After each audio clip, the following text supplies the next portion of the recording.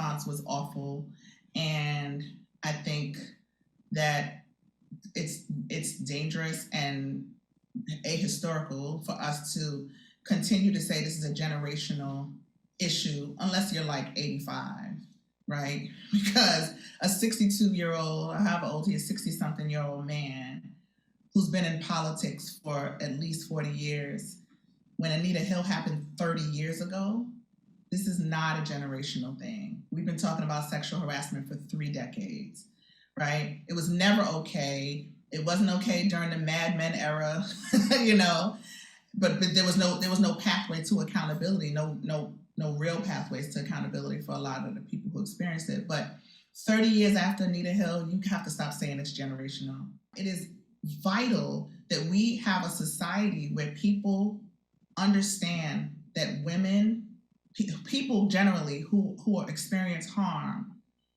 will walk in their truth, and that is the thing that compels people not to harm, right? That you can't do this with impunity. We are the generation, you know, this Cuomo wants to talk about this being a generational thing.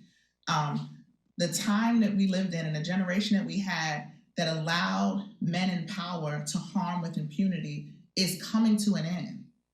And so we don't have a lot of control over keeping people from causing harm, and that's one part of the work. But we have all the control about how we respond and the tools that we create to hold them accountable.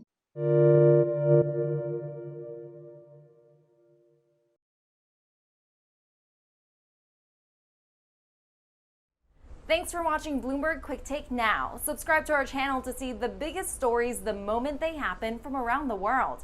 And tune in to our 24/7 live stream for global news coverage, interviews, deep dives, shows, and documentaries on the stories you care about most.